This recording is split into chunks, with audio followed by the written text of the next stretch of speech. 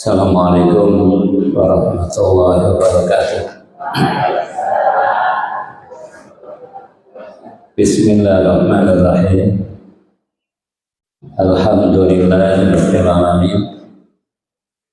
Wassalatu wassalamu ala asyrafil anbiya'i wal mursalin wa ala alihi washabbihi ajmain. Allahumma arinal haqqa haqqan warzuqna ittiba'ah wa arinal batila batilan warzuqna ijtinabah. Allahumma inna nas'aluka qalban saliman wa nas'aluka lisanan shadiqan. Amma ba'd. Bapak Ibu, mari pada pagi hari ini kita bersama-sama mudzakarah, iling-pengiling kata orang Jawa, saling mengingatkan. Mudah-mudahan Allah menambahkan keimanan pada kita. Materi pagi hari ini saya awali dengan muhasabah dulu, muhasabah diri. Kemudian nanti kita lanjutkan istiqomah dan kiat-kiatnya. Terkait dengan muhasabah ini, Allah perintahkan kita di surat 59, surat Al-Hasr ayat 18. A'udzu billahi minasy syaithanir rajim. Bismillahirrahmanirrahim.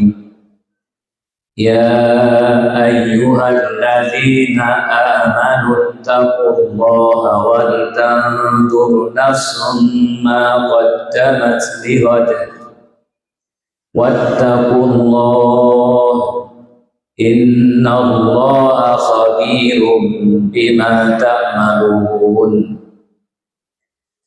Ya ayyuhalladzina amanu, wahai orang-orang beriman, ittaqullah, bertakwalah kepada Allah. Bertakwa itu artinya orang yang senantiasa menjaga dirinya dari hukuman Allah, dari kemurkaan Allah, dari neraka nanti di akhir. Maka jalan yang ditempuh, berjuang menjalankan perintah Allah, menjauhi larangan. Dan satu saat Abdullah ibnu Umar jalan-jalan ketemu dengan orang yang mengembala kambing, masih anaknya. Diuji oleh Abdullah, "Nak, kalau kambing ini saya beli satu boleh enggak?" Kata pengembala kambing tadi, "Tidak boleh, karena kambing ini bukan milik saya, ini adalah milik majikan saya." Masa satu aja enggak bisa? Kamu bilang sama majikanmu kalau kambingnya mati satu atau dimakan oleh serigala. Pengembala kambing tadi berbicara, "Wahai Tuan, kalau aku katakan seperti itu, majikan saya pasti percaya. Karena saya adalah kepercayaannya. Tapi kalau aku lakukan itu, lalu di mana Allah?" Itu namanya takwa. Wedi, takut sama nerakanya Allah. Kalaupun dia katakan kambingnya hilang atau dimakan serigala, percaya majikan. Tapi karena takutnya kepada Allah, maka dia tidak bisa. Itulah takwa. Rasulullah pernah bercerita dulu pada kaum-kaum yang dulu, ada orang melakukan transaksi jual beli tanah. Dijuallah tanah itu kepada seseorang. Ketika sudah dijual, dia mendapati di tanah itu satu guci emas. Bapak Ibu, Rasul menceritakan orang itu tidak mau terima.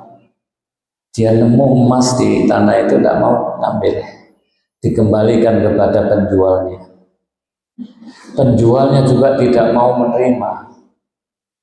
Kenapa? Karena dia sudah jual tanah itu. Kalau kemudian yang membeli mendapati emas, yaitu miliknya pembeli.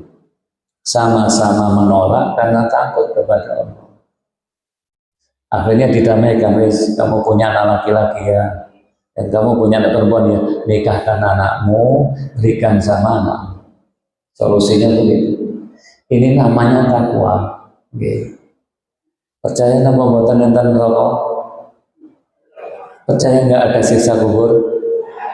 Oleh enten ngomong diurus buri, enak Pak. Yang lemon ngomong tapi monggo silakan, itu urusan masing-masing. Kalau sudah orang tidak berbicara akhir hidup ini, urusan nanti, ya sudah. Berarti dia tidak mau percaya dengan ayat-ayat Allah, tidak percaya dengan hadis-hadisnya.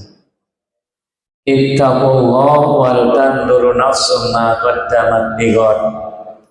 Perhatikanlah, hendaklah setiap jiwa, setiap orang memperhatikan, mengevaluasi, muhasabah bahasa Arabnya, muhasabah diri, muhasabatun nafsi. Kalau orang modern mengaudit, cobalah diaudit kembali amalan kita ini, katanya. Jadi muhasabah, mengaudit amal sendiri itu ibadah. Karena ini perintah Allah. Jadi segala sesuatu yang Allah perintahkan, maka itu ibadah. Mengoreksi kembali, mengevaluasi, mengaudit amal sendiri, itu bagian dari ibadah. Kenapa begitu, Bapak Ibu? Kita ini akan melakukan perjalanan yang jauh. Berjalan terus buatan balik-balik, Pak. Tidak pernah mundur. Jadi kita hidup ini sebuah safar. Melakukan perjalanan, tidak pernah mundur. Jadi oleh karena itu harus melakukan persiapan. Pertama yang harus kita yakini bahwa hidup sebenarnya itu yang di akhirat. Jadi supaya kita mau mengevaluasi diri, tadi saya katakan bahwa hidup sebenarnya itu ya di akhirat, bukan di dunia ini. Dunia ini bukan kampung kita sebenarnya. Kampung kita di akhirat. Dunia ini sementara mawon. Lek mboten percaya, banyak orang sudah meninggal. Kalau tidak percaya, lihat banyak orang meninggal. Maka Allah sebutkan di surat 9 ayat 64, wa ma hadhil hayatud dunya illa lahu wa la'ib wa inna daral akhirata lahiyal hayawan law kanu ya'lamun. Dan tidaklah kehidupan di dunia ini, kata Allah, illah kecuali lahwun wa la'ibun. Nanti di surat yang lain la'ibun dulu terus lahwun. La'ibun itu bermain-main. Bagi orang kafir dunia ini bermain-main. Anak kecil bermain-main, main pasir, selesai sudah bareng. Bagi orang kafir seperti itu. Tapi bagi orang beriman tidak. Atau lahwun itu ini loh, ada sesuatu yang berharga, surga. Tapi tidak mau disibukkan untuk mendapatkan surga, disibukkan sesuatu yang tidak punya nilai. Itu lahwun. Biasanya lahwun ini masa remaja. Masa remaja sudah balik, dia sudah berkewajiban menjalankan agama, nanti supaya masuk surga. Tapi tidak maunya nombor keluyuran di jalan-jalan, tidak mau sholat, ya. Itu namanya terjebak lahwun, sendaguro. Oh nggak digawak ning akhirat yang gitu-gitu, tapi dia disibukkan dengan itu. Lahwun. Allah tegaskan wa inna daral akhirata lahiyal hayawan. Sesungguhnya kampung akhirat itulah kampung yang sebenarnya. Rasulullah ketika berjalan safar terus melihat ada sesuatu yang mengagumkan. Apa kata Nabi? Allahumma atau labbaik la aisa illa aislah. Jadi Bapak Ibu melaku melihat sesuatu yang mengagumkan di dunia ini. Bawa kendaraan, bawa rumahnya orang yang besar. Nabi mengajari kita labbaik la aisa illa aislah. tidak ada kehidupan yang sebenarnya kecuali kehidupan akhir. Jadi kehidupan sebenarnya adalah kehidupan akhir. Nah, kalau kita tidak melakukan persiapan, buatan purun mengaudit, tidak pernah melihat amal kita ini kayak apa sih hari-hari kita itu. Kalau tidak kita lakukan, terus kita banyak rapot merahnya, nyesal Bapak Ibu, okay? Pasti menyesal. Ayo Bapak dagang mawon nggih. Terus masuk keluar barang, terus mboten diaudit ya napa?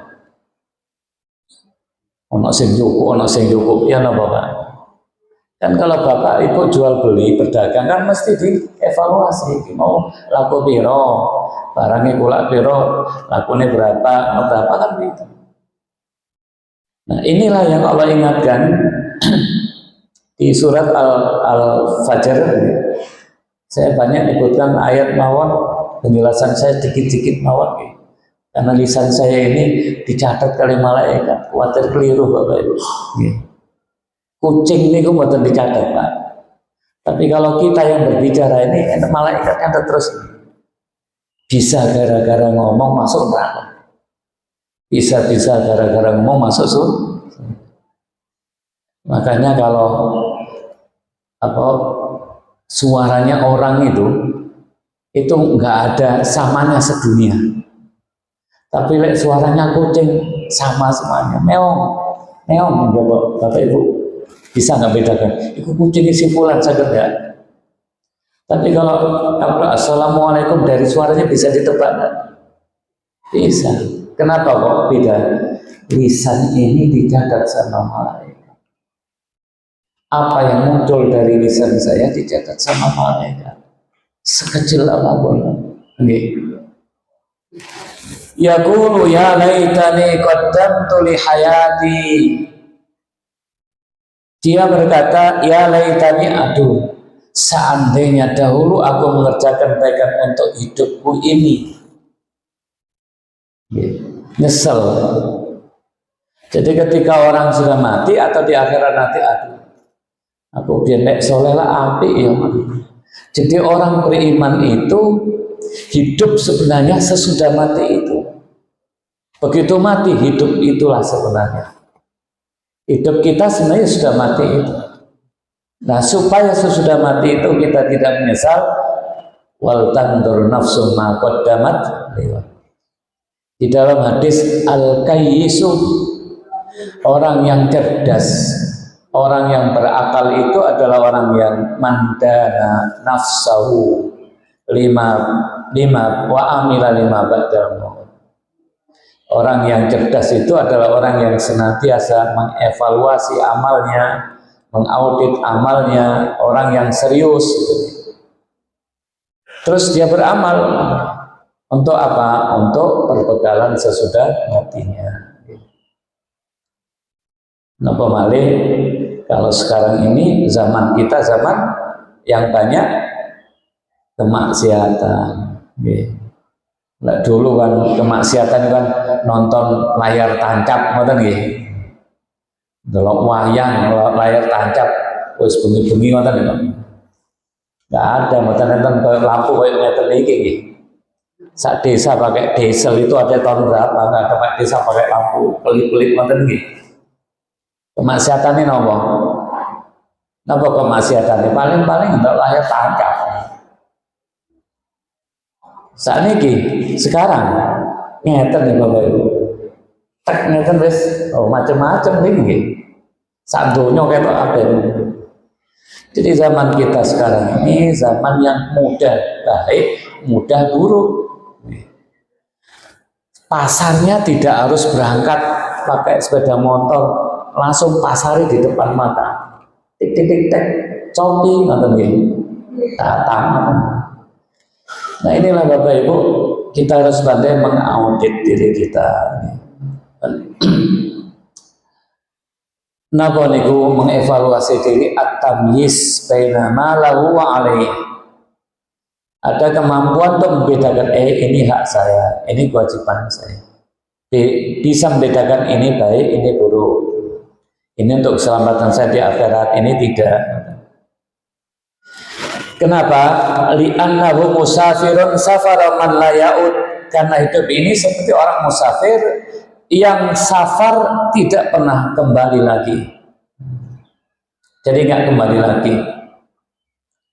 Ibu, ayo coba, kita ini kan safar terus nih, pindah terus nih, menuju kematian enggak? Nanti kalau sudah mati menuju kemana? Akhirat kan? Pernah balik namanya? Kalau sudah usia 40 tahun, balik usia 10 tahun? Boten. Kalau usia sudah tua, balik usia remaja nggak bisa. Terusnya tembak. Mau tidak mau kita tidak pernah mundur. Lah kalau tidak diaudit, nanti yang terjadi aliat di neraka. Rabbana akhrijna. Ya Tuhan kami, kembalikan kami ke dunia sebentar saja supaya kami bisa beramal soleh. Kata Allah, awalam nu'ammirkum ma yatadzakkaru fi man tadzakkara wa ja'akum nadhir. Bukankah sudah aku berikan kepada kamu umur panjang dan kamu sudah bisa untuk dari umur itu bisa mengevaluasi dirimu untuk baik, untuk beriman. Makanya di dalam hadis, umur swidak kok sih gak ngerti nopo-nopo terhadap agama, gak tahu sholat, hati-hati. Umur swidak gak belum sholat, Pak. Umur 60 gak mau ngaji, hati-hati. Swidak ini kemudian. Istana ngenteni ayo kapan wingi ngoten. Di hadis yang lain di surat yang lain, Rabbi laula akhartani ila ajalin qarib, begitu mau ditarik itu, ya Allah, apa enggak bisa diundur sebentar saja supaya saya bisa beramal, bisa sedekah. Ini gambaran orang kalau tidak pandai mengevaluasi diri, nyesal. Kita coba melihat ayatnya ya. Kita lihat alam fase-fase alam ciptakan kita. Diawali di surah Al-Insan. Hal ata 'alal insani hinun minad dahri lam yakun syai'an mazkura. Bukankah telah datang kepada manusia satu waktu dari masa yang ia belum pernah merupakan sesuatu yang dapat disebut? Bukankah telah datang kepada kita yang umur kita 60, ayo lihat 5 tahun sebelum lahir kita, di mana kita? Yang kenal sama kita siapa? Coba direnungkan kembali. Bapak yang usia 60 tahun, 70 tahun silam, Bapak di mana? Bapak punya apa? Bapak nggak ada. Yang ngasih hidup siapa? Ketika bayi, Bapak punya apa? Nah, kita nggak punya apa-apa. Pak asalnya nggak ada, nggak pernah disebut sama sekali. Bapak buka buku, diterbitkan 1945. Aku sih durung ngono ini. Kan gitu. Waqad khalaqakum atwara, Bapak dah khalaqakum atwara. Allah ingat dan lihat, Allah menciptakan kamu dari tidak ada terus ada itu berfase-fase. Proses, gimana prosesnya? Satu di rahim. Walladzi yusawwirukum fil arhami kaifa yasha. Dialah Allah yang membentuk rupamu di dalam rahim. Kita tiba-tiba ada di rahim ibu kita. Yang menghendaki siapa? Bukan kehendak ibu kita, bukan kehendak kita, Allah yang menghendaki. Allah yang membentuk rupa kita dalam di rahim ibu kita itu. Gimana prosesnya di rahim? Nanti dijelaskan, nanti terus lahir di dunia. Wallahu akhrajakum min butuni ummahatikum la ta'lamuna syai'a. Lahir gak punya ilmu. Kayak sok ngomong pelan-pelan ngomongin bapak, ibu, mbak, katanya. Perhatikan cucu-cucu kita itu. Besok ngomong lucu, ngomongnya titik-titik mbak, putih, lucu bapak ibu, karena nggak ada dosanya. Maka apa itu lucu gitu. Terus lahirlah ke dunia. Jadi di rahim dulu pindah ke dunia. Dunia berapa tahun pun macam-macam mungkin. Tapi Allah ingatkan, wa ma tadri nafsum madza taksibu gadan wa ma tadri nafsum bi ayyi ardin tamut. Di bumi mana kamu akan tahu, kamu tidak tahu. Bukan kehendak kita, aku kok pengen mati sakmen, enggak ada. Yang menghendaki mati Allah. Pada hari apa, jam berapa, di mana kita mati, apa di kendaraan, apa di Mekah pas haji, apa dalam perjalanan, tidak tahu. Lahirnya bukan kemauan kita, Allah yang menjadikan kita. Kemauan Allah, hidup kita, nanti mati bukan kemauan kita. Sampai saya kata noto, nek wong Jepang ngoten nggih, lapor, hari ini saya ingin bunuh diri. Jadi di Jepang dilaporkan, dilegalkan, terus urip niki susah sumpek ngoten, dilaporkan sama pemerintah, legal ngoten, masuk mobil, disemprot set mati kabeh. Tapi Islam mengisyaratkan bahwa mati itu kita tidak tahu di negeri mana, di tanah mana. Begitu berikutnya pindah ke mana? Ke alam barzah. Minha khalaqnakum wa fiha nu'idukum wa minha nukhrijukum taratan ukhra.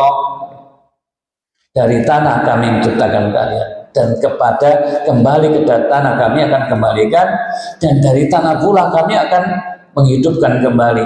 Nanti tidak ada. Lama mana, di rahim atau di dunia? Lama mana, Bu? Dunia nggih. Kalau rahim berapa? 9 bulan. Kalau di dunia macam-macam gitu. Lama mana di dunia atau di kuburan? Yakin? Lama mana kita di dunia atau di kuburan? Suwian nang kuburan, Pak. Gak percaya main tinggal umur di kuburan. Jadi nanti ibu kita semuanya masuk ke situ. Suruh nunggu hari kiamat. Ketika hari kiamat terjadi, qalu ya wailana man ba'asana min marqatina. Mereka berkata, aduh celaka kami, ini orang-orang kafir. Siapakah yang membangkitkan kami dari tempat tidur kami? Kuburan ratusan tahun jadi kayak turu mawon. Kenapa? Karena begitu dibangkitkan dari kubur, ada kehidupan yang gak ada batasnya. Dibangkit dari kuburan, dihidupkan kembali pada hari kiamat, ada kehidupan, nggak ada mati lagi. Mboten ngeri ya, nek mlebu neraka terus gak mati-mati. Urip mek 70 tahun di kuburan disiksa, nek neraka siksa lagi. Ingin ngoten? Nggih. Ada mawa'atur rahman wa sadaqal mursal. Bagi orang-orang yang beriman, inilah yang dijanjikan Tuhan yang Maha Pemurah, dan benarlah Rasul-Rasulnya yang beriman. Bon. Di rahim, jelasan Al-Quran dijelaskan semuanya.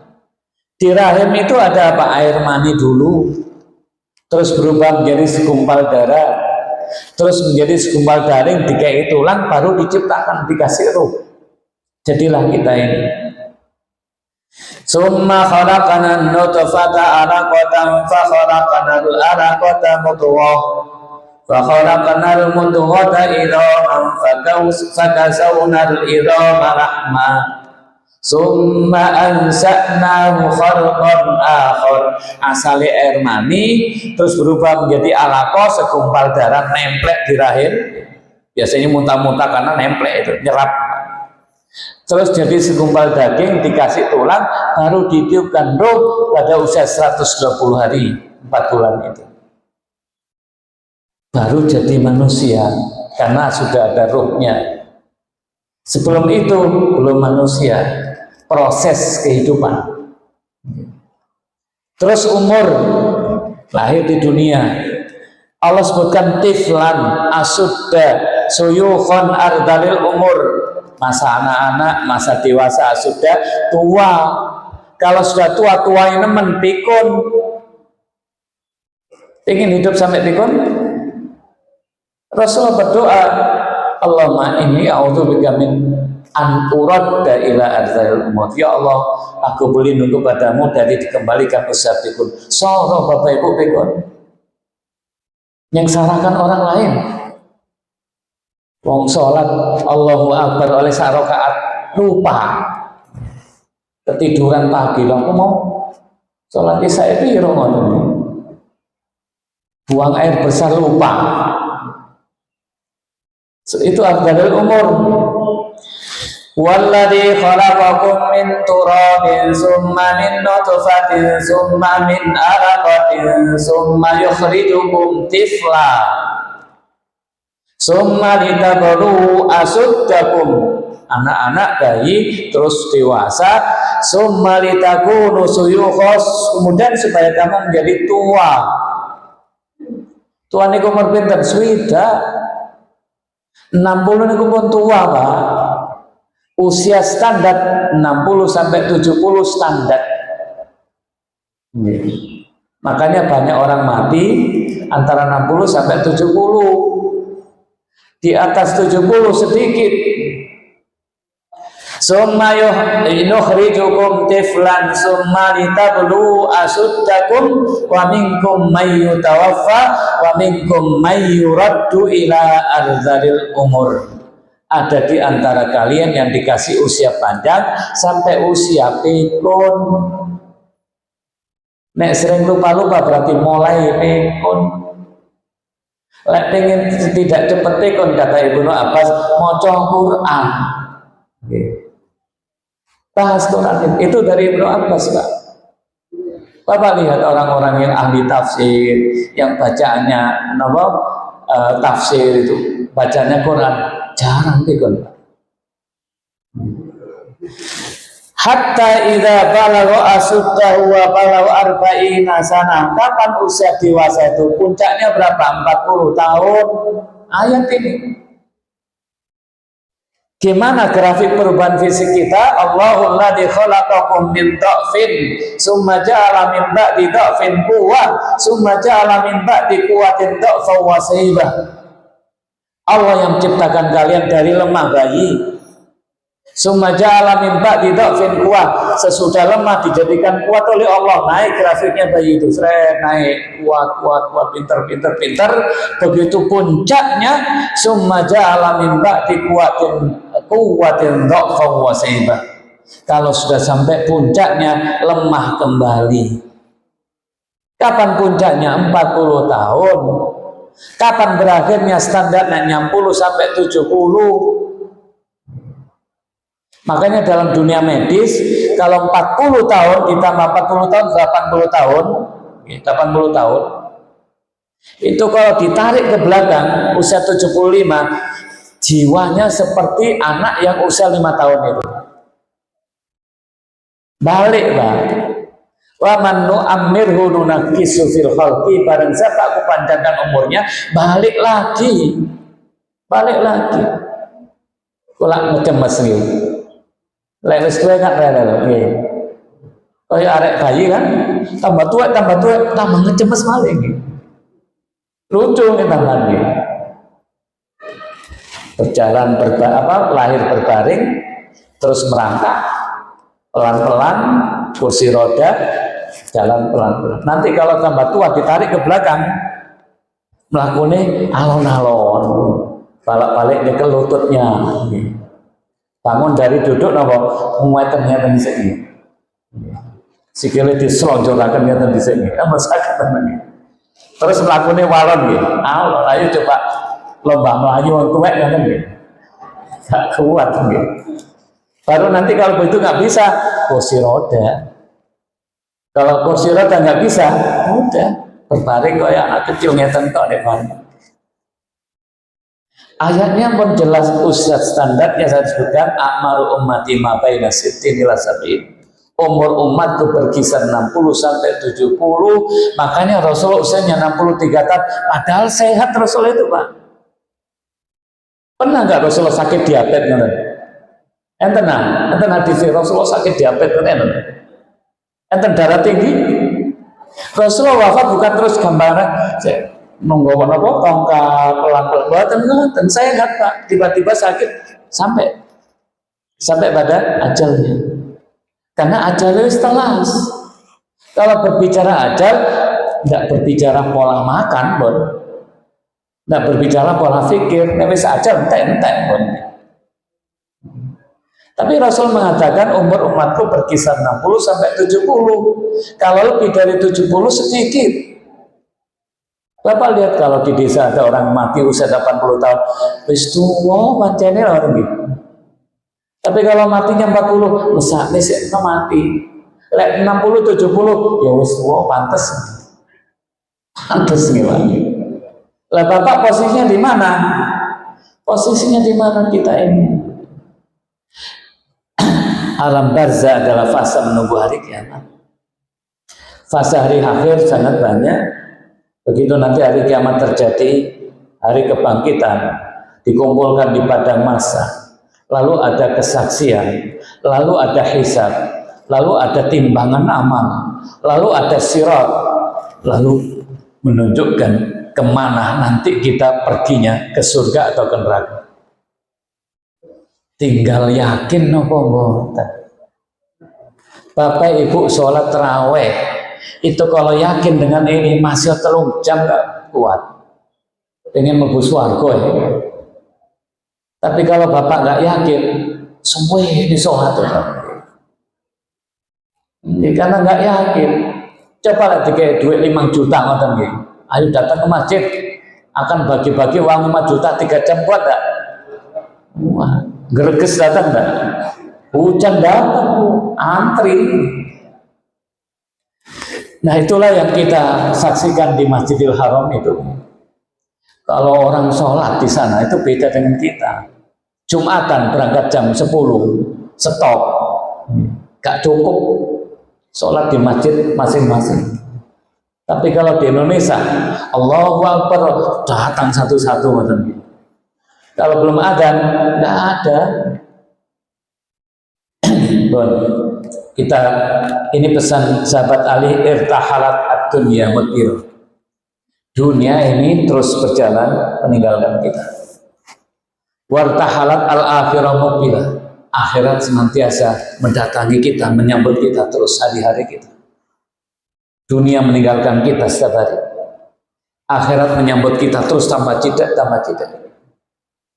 Walikulli wahidatin minhuma banun, masing-masing dari dunia dan akhirat itu punya anak-anak, punya orang-orang yang punya orientasi masing-masing.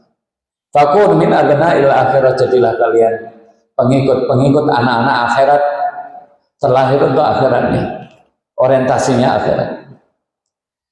Wala takunu min abna'id dunya, janganlah kamu menjadi anak-anak untuk orientasinya dunia. Fa innal yauma amalun wala hisabun, hari ini yang ada amal, besok wala hisab, tidak ada hisab hari ini. Di dunia tidak ada hisab, yang ada adalah amal. Wa ghadan, besok di akhirat ada hisab wala amal, yang ada hisab tidak ada amal lagi. Ja'a Jibril ila Nabi, ata Jibril ila Nabi, pernah malaikat Jibril datang pada Nabi berwasiat, ya Muhammad sallallahu alaihi wasallam, isma syi'ta fa innaka mayyitun, hiduplah semaumu, kamu pasti mati. Wa ahbib man syi'ta, cintai siapa yang kamu sukai, cinta kendaraan, cinta mobil, cinta anak-anak, cinta jabatan, fa innaka mufariqu, tapi ingat, sungguh yang kamu cintai pasti akan berpisah denganmu. Wa mal ma syi'ta, berbuatlah semaumu, fa innaka majzun bi, tapi ingat, semua amalmu pasti akan dibalasi oleh Allah. Karena kita bukan hewan. Kalau hewan nggak ada balasan. Tapi kalau manusia, semua amalnya akan dibalasi oleh Allah. Jadi kan salat malam, karena itu kemuliaan mukmin, dan jaga diri, kehormatan diri.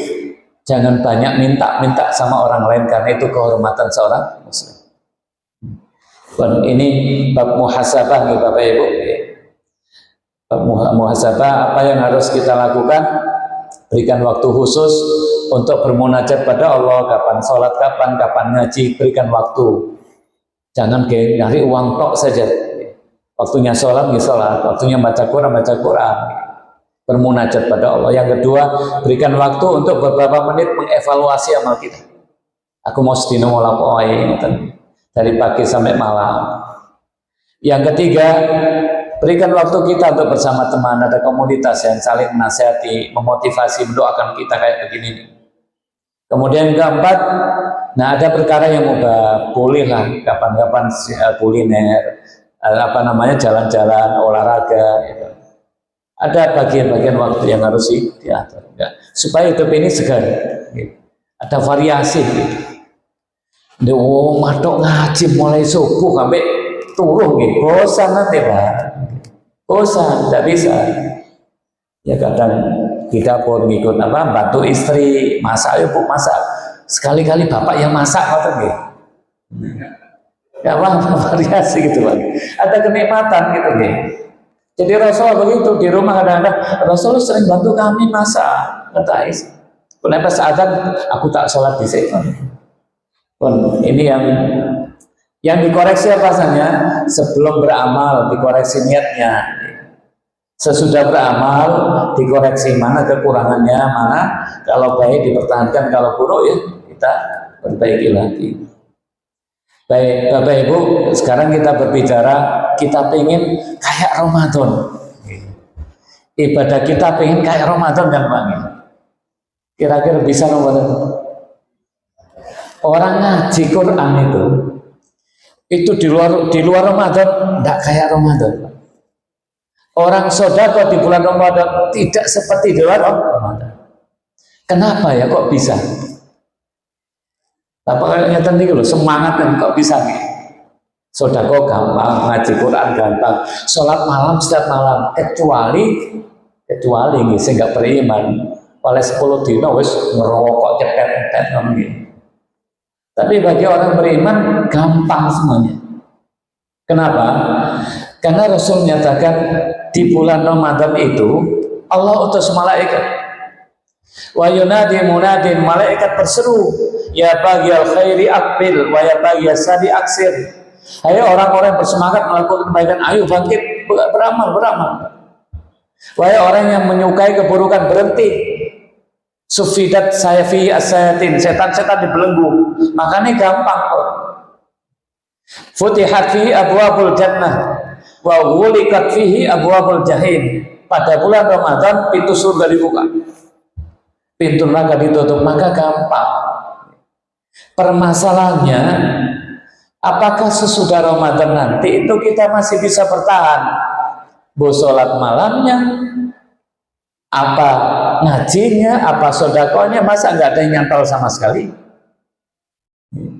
Bapak Ibu, kalau puasa kita benar, sesungguhnya setiap amalan soleh yang kita lakukan itu mesti akan melahirkan kesolehan berikutnya. Kalau ibu sholat malam pertama berat, lalu ibu lakukan, maka besok gampang. 3 hari lagi sholat malam tambah gampang. Maka Ramadan sholat tarawih itu gampang. Orang yang betul-betul melakukan kesolehan dengan benar, maka akan melahirkan ibadah yang soleh berikutnya diikuti kesolehan. Itu sama ya, karakter hati itu kalau kita dekat, Allah dekat. Kalau kita berjalan, Allah berlari. Kalau kita berlari, Allah akan secepat kilat. Kalau kita jauh, Allah jauh. Kalau kita berbuat maksiat, tidak dibersihkan, kotor di sini. Tidak melakukan maksiat lagi, tidak sifat, tidak tahu, kotor lagi, jadi ron, gelap. Nah, gambaran nanti kalau selesai Ramadan apa yang terjadi? Setannya tadi dibuka lagi. Tidak seperti di Ramadan. Oleh karena itu seringkali begitu takbiran, terus mulai Pak, sing jenenge mercon lho nggih. Medeni nggih kan nggih. Kalau khutbah hari raya itu begitu keluar dari lapangan tadet nggak bisa lewat itu. Nah, setanis mulai dibuka paling nggih. Jadi sehingga kemaksiatan langsung cepat ini. Nah, oleh karena itu Allah menyatakan di dalam Al-Qur'an, walladzina tadau zadahum huda wa atahum taqwahum. Orang-orang yang dapat petunjuk, orang-orang yang berjuang membangun kesolehan, Allah tambahi kesolehan.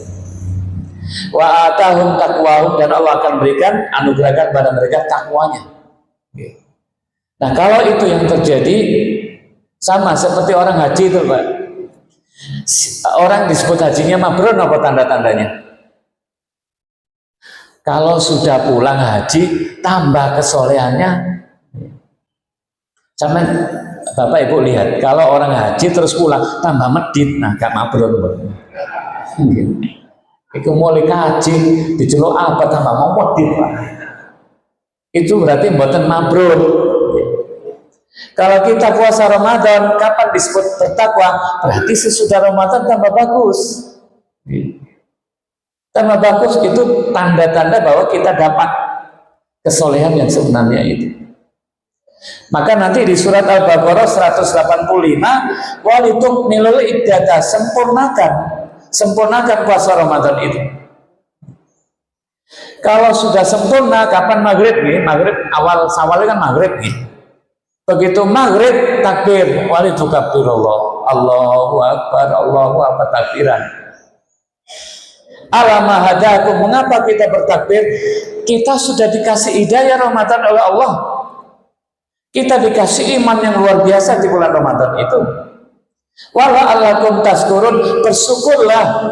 Bersyukur sesudah selesai Ramadan dengan cara takbir. Kenapa kita bertakbir? Karena kita dikasih nikmat yang besar Ramadan itu. Maka 2 hari besar, yaitu Ramadan kita melakukan ibadah besar, dan haji, bulan haji Dzulhijjah melakukan ibadah besar. Selesainya dirayakan dengan bertakbir. Itulah bentuk dari bersyukur kita kepada Allah. Nah Bapak Ibu, nah terus pesan Allah wala'allakum tashkurun, itulah pesan istiqomah. Istiqomah itu 2 Bapak Ibu. 1, bisa nggak iman kita tetap lurus, nggak belok, jadi tetap lurus ya. Yang kedua, bisa nggak itu bertahan sampai mati, karena keselamatan kita itu ditentukan yang terakhir. Itulah pesan Allah, ya ayyuhalladzina amanu taqullaha haqqa tuqatih wa la tamutunna illa wa antum muslimun. Jadi 2, istiqomah itu artinya lurus di jalan Allah, bertahan lurus ya, dipertahankan sampai mati. Itulah istiqomah. Akidahnya, imannya lurus sampai mati pun dia tetap beriman, karena ini bisa berubah-ubah Pak. Terus nanti sampai mati husnul khotimah, itulah istiqomah. Dan itu sangat berat. Ibadah istiqomah itu sangat berat. Nah, pesan Allah di dalam hadis, wa ma zazalu abdi yataqarrabu ilayya bin nawafil. Kalau ada hambaku yang senantiasa menjaga dirinya, mendekatkan diri kepadaku dengan amalan-amalan sunnah sesudah yang fardu. Jadi Bapak Ibu sudah puasa Ramadan, nanti dilanjutkan yang sunnah-sunnah. Bapak Ibu sudah puasa sholat qiyam Ramadan, nanti selain Ramadan dilanjutkan lagi sholat malam tahajud, sedekah, nanti ada zakat fitrah, dilanjutkan dengan yang nafilah, yang sunnah-sunnah selain Ramadan. Apa kata Allah? Hatta uhibbahu, sehingga mengantarkan orang itu aku cintai. Fa idza ahbabtuhu kuntu sam'ahu alladhi yasma'u bihi wa basarahu alladhi yubsiru bihi wa yadahu allati yabtisu biha wa rijlahu allati yamsi biha. Kalau orang sudah begitu, Allah akan bimbing. Mata kita dibimbing oleh Allah, dijaga sama Allah. Tangan kita dibimbing oleh Allah, dijaga sama Allah. Mulut kita dijaga sama Allah, pendengaran kita dijaga sama Allah. Orang itu kalau ajak rutin nanti sampai tua dijaga sama Allah. Jadi sampai tua nanti Allah akan menjaga keimanan kita. Syaratnya apa? Bisa bertahan. Bisa bertahan untuk tetap lurus, dan nanti sampai mati kita tetap lurus kepada Allah. Nanti akan dibimbing oleh Allah. Apa janji Allah untuk orang istiqomah? Innalladzina qalu rabbuna Allah tsumma istaqamu fala khaufun 'alaihim wala hum yahzanun. Orang itu kalau akidahnya lurus, lalu dia istiqomah, hidupnya bahagia. Saya ulangi kembali nih, konsep bahagia itu la khaufun alaihim walahum yahzanun, tidak ada rasa takut dan tidak bersedih hati. Jadi konsep bahagia di dalam Al-Quran, di dalam Islam itu, konsep bahagia itu adalah hati yang tenang, jiwanya bahagia, hatinya bahagia. Ketenangan jiwa itu ditandai dengan apa? Tidak takut masa depan, tidak sedih dengan sesuatu yang sudah terlewat. Kan banyak peristiwa-peristiwa kadang trauma itu hilang. Terus yang akan datang tidak takut. Itu namanya bahagia. Dan itu hanya Allah berikan kepada orang-orang yang beriman, bertakwa, lurus jalan Allah. Kalau saya berikan contoh, orang haji ngenteni sekian tahun, biayanya banyak, berat. Kalau haji juga berat. Haji itu safar, kadang tukaran mek kanca ngoten nggih. Wis biaya apa? Kadang tukaran ngoten lho, wong 40 dino Pak nggih. 40 dino karakternya orang kan harus muncul semuanya. Terus pulang, kalau dia sungguh-sungguh seneng nggak? Pengen kesana lagi nggak? Pengen. Nggak usah heran kalau ada orang setiap tahun umroh tuh. Kenapa? Hatinya kecantol dong mereka. Padahal ya apa tuh Pak? Kenapa? Itulah bahagia. Beda dengan orang Amerika ning Bali, boleh duit yang banyak, pengen seneng-seneng delok pantai kata nggih. Terus nopo berselayar mereka nggih. Beda. Tidak sama. Itu namanya lezat. Karena pada tataran fisik yang dilihat saja.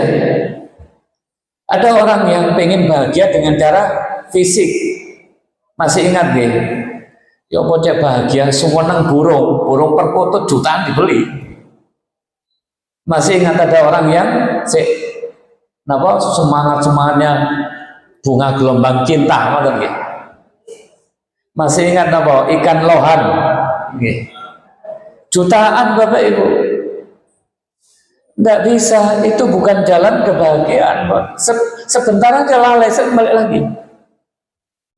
Jangankan beli-beli gitu, orang yang pekerjaannya menjadikan orang tertawa, pelawak itu pelawak. Ngelawak, wong cek ngeguyu, cek seneng ngoten nggih.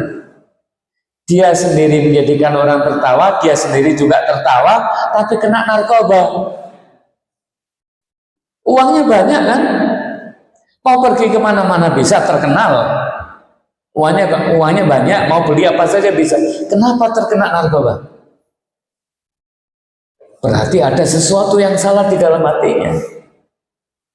Istrinya cantik, suaminya ganteng, bisa Pak. Napa? Atine mboten tenang. Menurut agama kita bahagia tenang itu jalannya ya kayak begini ini. Cobalah sampai ngantuk-ngantuk gitu. Ya ngantuk-ngantuk gitu. Kan bahagia gitu. Ada nggak orang yang nggak bisa tidur terus tiap hari harus konsumsi obat? Ada. Orang yang kayak begitu suruh datang ke masjid Jumatan, suruh datang duluan, kelak ngantuk keturun gitu. Ini sudah punya aura Bapak Ibu, ini punya aura ini. Kalau orang yang benar, kalau orang masih punya iman, begitu dia punya masalah, aku pengen di masjid, tak nunggu di masjid, tenang Pak. Banyak orang begitu, larinya ke masjid, larinya ngaji. Tapi ngaji ini pun di Sumenennya ya, masjid Sumenen gitu. Jadi ngaji, nanti pulang tenang. Jadi tempatnya di sini Bapak Ibu. Ini janji Allah fala khaufun. Artinya bahasanya apa? Orang itu lek soleh, lek lurus hidupnya, cari rezekinya lurus, silaturahimnya juga bagus, sama orang lain juga ihsan, pasti fala khaufun alaihim wa lahum yahzanun. Orang yang jujur dagang ya jujur, sama keluarga baik, disakiti ya sabar. So, ada orang pendekatannya psikologi, gak usah direken. Lo caranya gak usah ngereken itu lihat apa nggih? Itu dari dalam. Orang itu kalau beriman soleh, di dalam hatinya ada cahaya, maka cahaya itu akan menyebar di dalam hatinya, maka tembus ke dalam dadanya, disebut lapang dada. Gara-gara gawe omah, buat rumah, modelnya ndak sama, eker-ekeran sama suami, cerai bu. Loh ada manten keluarga baru terus buat rumah, sing istrinya model gini, suaminya model gini, otot-ototan ndak mau, cerai. Gara-gara bangun masjid, sing siji catnya begini, yang ini catnya gak banyak nih. Ini dadanya sempit. Kok bisa seperti itu? Kok gampang marah dan sempit? Nggak ada cahaya di sini. Gelap. Jadi kalau gelap kan kedandapannya. Tapi kalau padang enak kan? Inilah buah dari istiqomah. Kalau nanti di surat 41 30, nanti ketika mati juga digembirakan sama malaikat. Allah takhafu wa la tahzan. Wa absiru bil jannati allati kuntum tu'ad. Nah, kita masuk apa kiat-kiatnya? Ya apa carane nggih? Supaya istiqomah. Satu, ibadahnya perbaiki terus ibadah kita. Jangan statis nih. Biasanya sholatnya nggak khusyuk, ditambah kekhusyuannya.